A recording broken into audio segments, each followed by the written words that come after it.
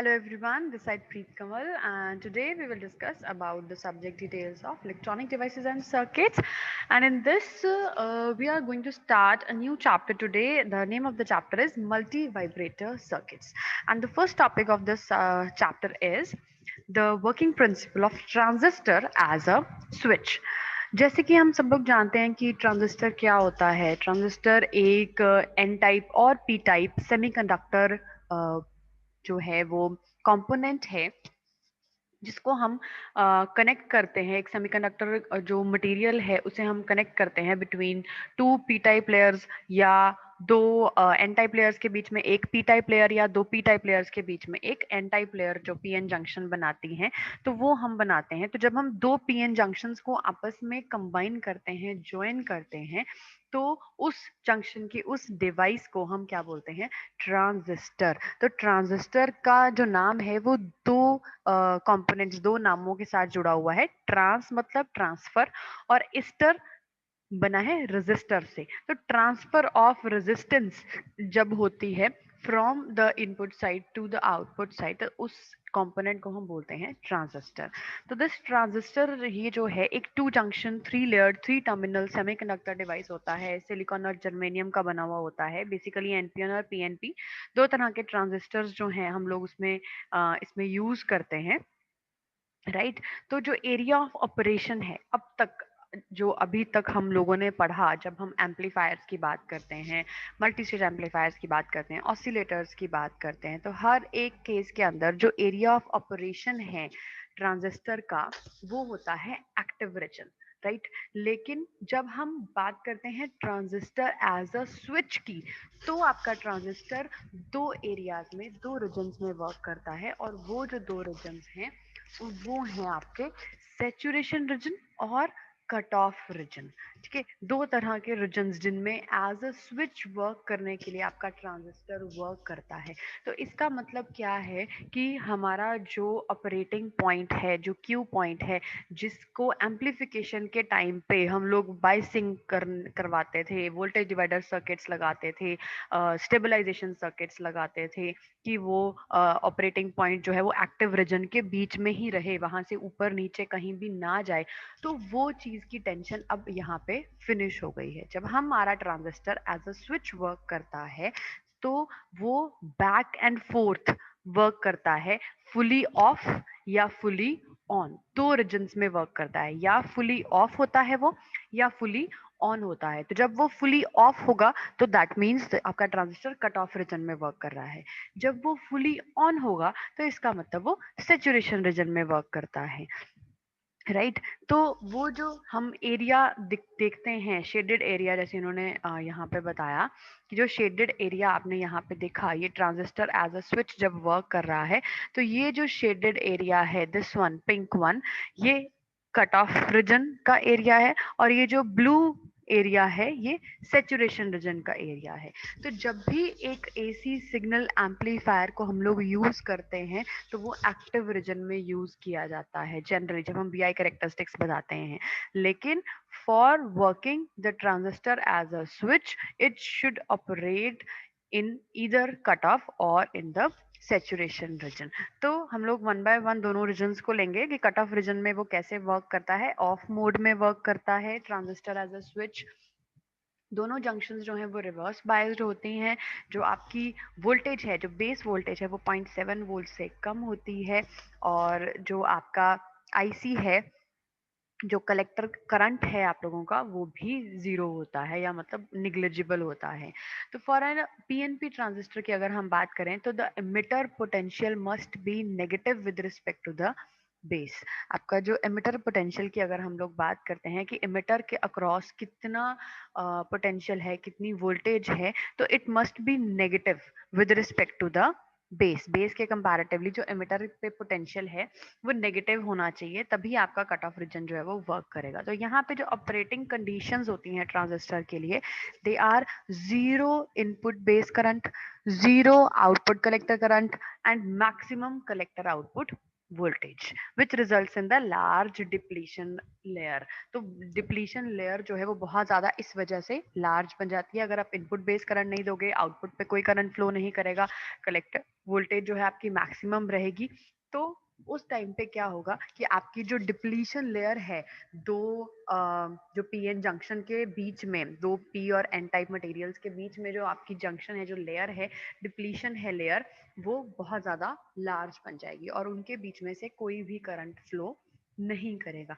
Therefore the transistor becomes fully of, वो of condition के अंदर आ जाएगा। तो आप यहाँ पे ये सर्किट देख सकते हो, वी इन प्रोवाइड किया गया है, आर इन है, यहाँ पे VCC है, RL है। तो ये बेसिक सर्किट जो हमने यहाँ पे लगाया है, तो अगर हम इन दोनों को कनेक्ट कर देंगे आपस में, तो आपका जो ट्रांजिस्टर है, एक स्विच, यहाँ पे वो एक क्लोज स्विच की तरह वर्क करेगा और सारी की सारी वोल्टेज जितनी भी आ रही है वो सारी ग्राउंड में चले जाएगी and it will behave like a of जो स्विच की तरह वर्क करेगा।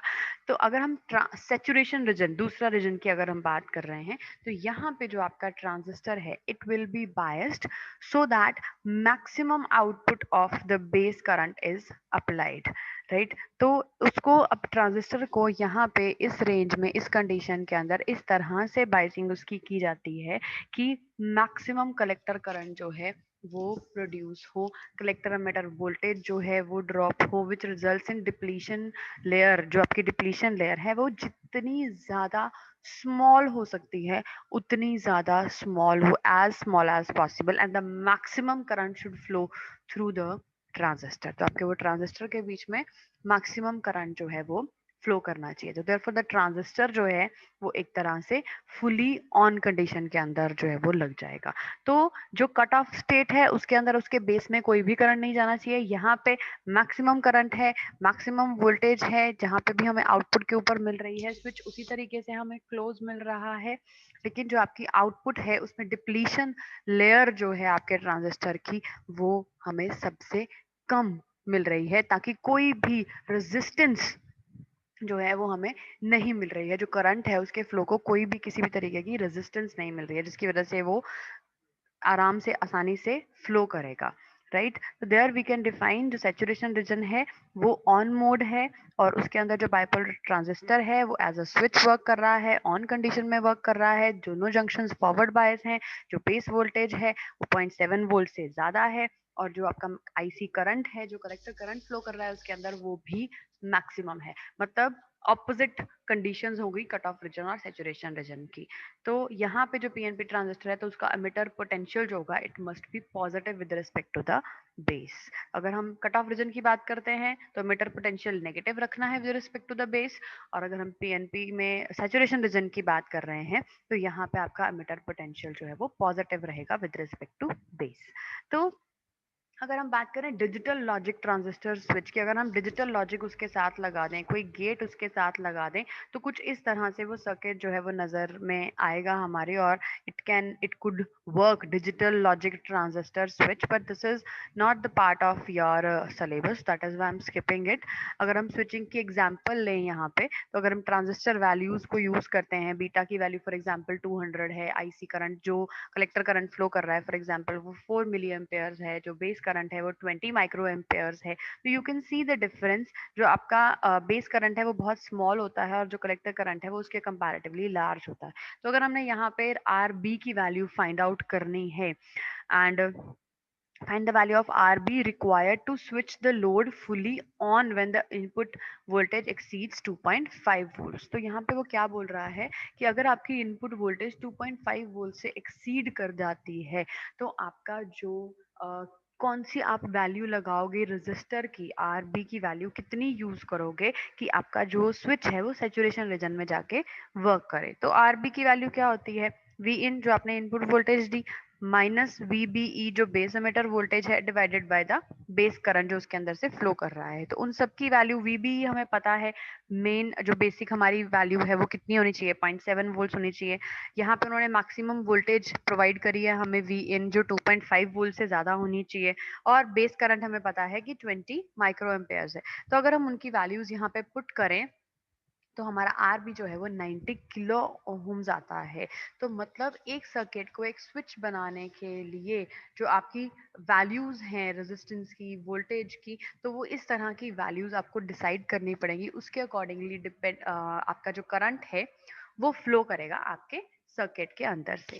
तो अगर हम बात करें एप्लीकेशंस की, राइट, तो मतलब ये स्विच जो एज अ स्विच अगर हम ट्रांजिस्टर को यूज करते हैं, जैसे कि अगर जब हम ट्रांजिस्टर को in the active region work करवाते हैं तो उस टाइम पे क्या होता है, हमारा एक्टिव रीजन में अगर आपका ट्रांजिस्टर वर्क कर रहा है तो वो एज एन एम्पलीफायर यूज हो सकता है, एज एन ऑसिलेटर यूज हो सकता है, डिफरेंट डिफरेंट सर्किट्स को, सिग्नल्स को जनरेट करने के लिए हम उसको यूज कर सकते हैं, ट्यून्ड वोल्टेज एम्पलीफायर्स में यूज कर सकते हैं, मल्टी स्टेज एम्पलीफायर्स में यूज कर सकते हैं। तो आपका ट्रांजिस्टर मल्टीपर्पस है। तो अगर हम उसका क्यू पॉइंट, ऑपरेटिंग पॉइंट को centre of the active region में रखते हैं, उसे एक्टिव रीजन में वर्क करवाते हैं, तो we are having numerous of applications of a transistor जहां पे हम उसको यूज कर सकते हैं, राइट। बट अगर हम उसे कट ऑफ या सैचुरेशन रीजन में वर्क करवाते हैं, यानी कि अगर हम ट्रांजिस्टर को एज अ स्विच वर्क करवाते हैं, तो उस टाइम पे, उस पॉइंट पे आपकी क्या एप्लीकेशंस हैं वो हम यहाँ पे डिस्कस करेंगे। कि जब हम ट्रांजिस्टर को एज अ स्विच वर्क करवाते हैं तो वो लैंप्स को, रिलेज को, मोटर्स को, इन सब चीज़ों को कंट्रोल करने के लिए हेल्प करता है। अगर हम बाइपोलर ट्रांजिस्टर यूज करते हैं एज अ स्विच, तो या तो वो फुली ऑफ होगा या वो फुली ऑन होगा। तो ऑन वाले केस में हम उन्हें बोलेंगे सैचुरेशन रीजन में वर्क कर रहा है, ऑफ वाले केस में बोलेंगे कट ऑफ रीजन में वर्क कर रहा है। And when the transistor, using the transistor as a switch, small base current जो होता है वो लार्जर जो कलेक्टर लोड करंट है उसे कंट्रोल कर सकता है। जो स्मॉल बेस करंट है हमारा, वो लार्जर कलेक्टर लोड करंट को कंट्रोल कर सकता है जब भी transistor as a switch work करवाना है। क्योंकि जैसे हम लोगों ने देखा कि जब हम बेस करंट की बात करते हैं तो अगर वो बेस करंट की वैल्यू जीरो है या कम है, नेगेटिव में है, तो आपका जो ट्रांजिस्टर है वो कट ऑफ रीजन में वर्क करेगा, ऑफ कंडीशन में ऑफ स्विच की तरह वर्क करेगा।